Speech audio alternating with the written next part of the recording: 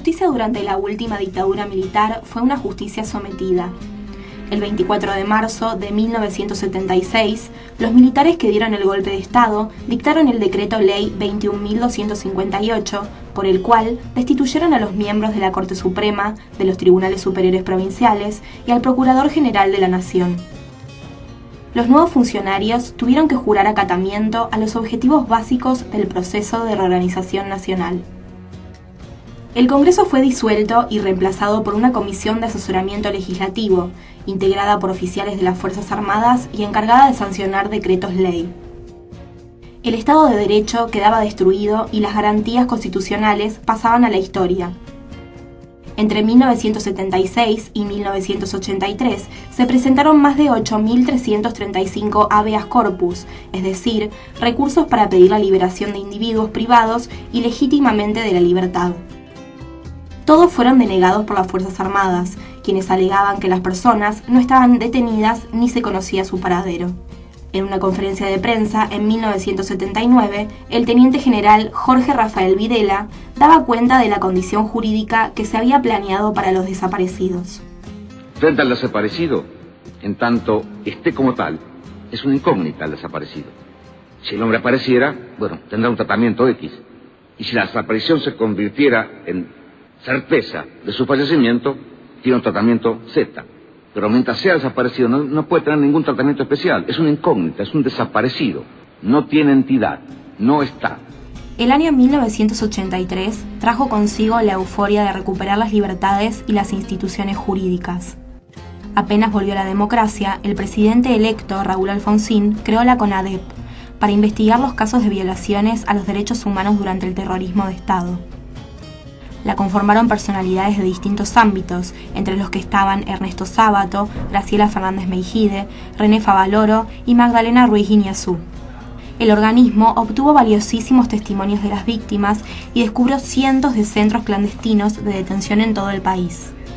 Con esas evidencias, Alfonsín impulsó entonces el juicio a las juntas, que se convertiría en el capítulo más famoso de la justicia argentina. Artículos 400 y 401 del Código de Justicia Militar, que el tribunal, por unanimidad, falló, condenando al teniente general Jorge Rafael Videla a la pena de reclusión perpetua. Los fallos sentaron un antecedente internacional ejemplar. Por primera vez en la historia, un tribunal civil de un gobierno democrático juzgaba a una dictadura militar. En el fin de año de 1990, con Carlos Menem en el poder, no hubo nada que festejar, excepto la injusticia más grande. He firmado los decretos que llevan los números 1002, 1004 y 1005, donde indulto a muchos militares y muchos civiles para que empecemos a reconstruir la patria en paz, en libertad y en justicia. Los indultos se enmarcaron en la política de los 90 de reconciliación nacional y pacificación, que fue, más bien, una llamada al olvido.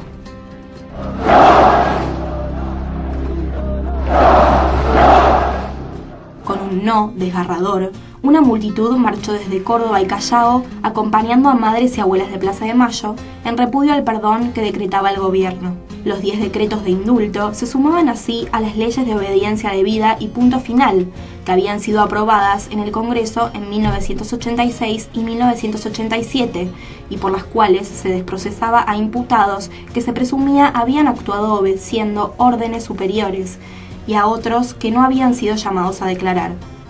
El legislador Aníbal Ibarra, ex jefe de gobierno porteño, era entonces fiscal federal y reconoció advertencias de parte del gobierno para que la justicia no interviniera en los indultos. Una orden mandada por radiograma, o sea, muy desprolijo, del procurador Oscar Roger, en aquel entonces puesto por Menem, donde, decía que los fiscales teníamos que hacer todo lo posible para lograr la aplicación de los decretos de indulto. Esto quería decir, señores, no lo cuestionen, por eso haga todo lo posible para que se apliquen. Está prohibiendo los cuestionamientos a los indultos. Por eso digo, el contexto político, qué distinto que era ahora. De toda la justicia, de todos los fiscales federales de la Argentina, 2 solamente nos opusimos en aquel entonces, 2. El resto no dijo nada y acató esa instrucción. Y a los 2 que nos opusimos, uno el fiscal Cañón de Villa Blanca y otro quien está hablando, nos sumariaron por desobediencia. Los indultos se aprobaron con un fuerte rechazo social y se eximió de la pena a todas las cúpulas de la dictadura que ya habían sido condenadas. La política de los años 90 actuaba junto a una Corte Suprema con mayoría automática. 5 nuevos jueces habían sido designados por el Poder Ejecutivo y en la gran mayoría de los casos fallaban en su favor.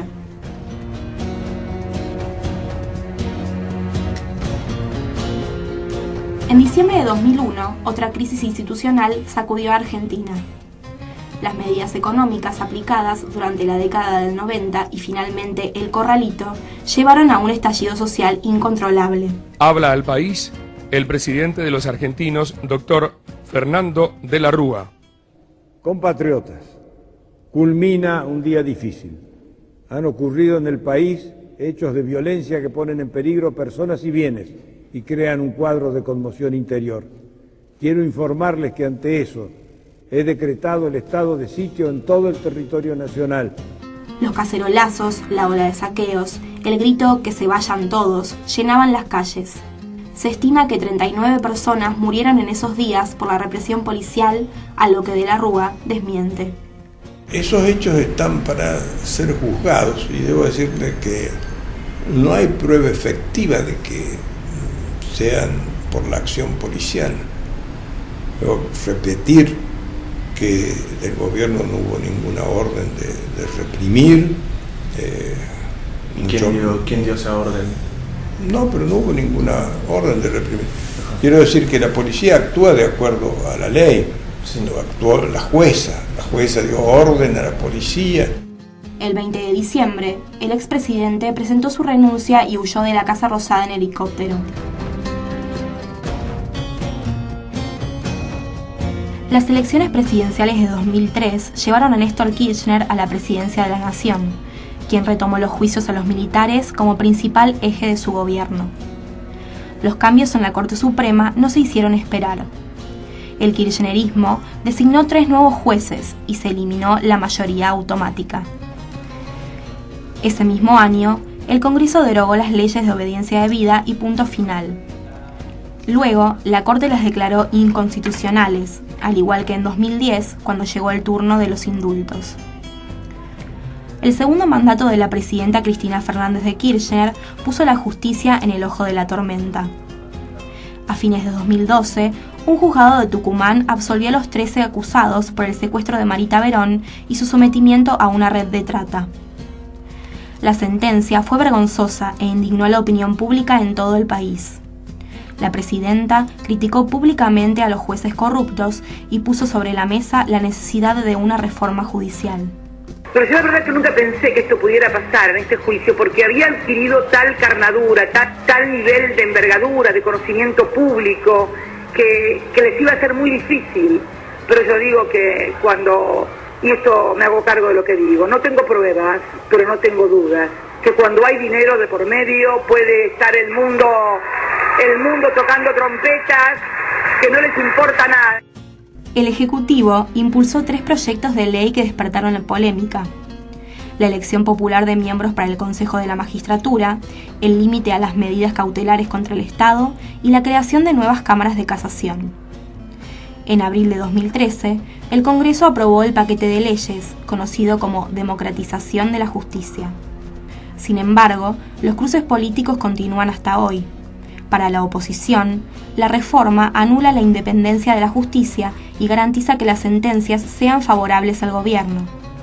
Para el oficialismo, las leyes persiguen transparencia y buscan eliminar a las camarillas de magistrados que protegen intereses propios. Finalmente, la Corte Suprema de Justicia declaró inconstitucionales los artículos de la ley que establecían el voto popular para elegir jueces. El argumento es que, si se aplicara, el partido que gane las elecciones aseguraría la mayoría de los miembros del Consejo.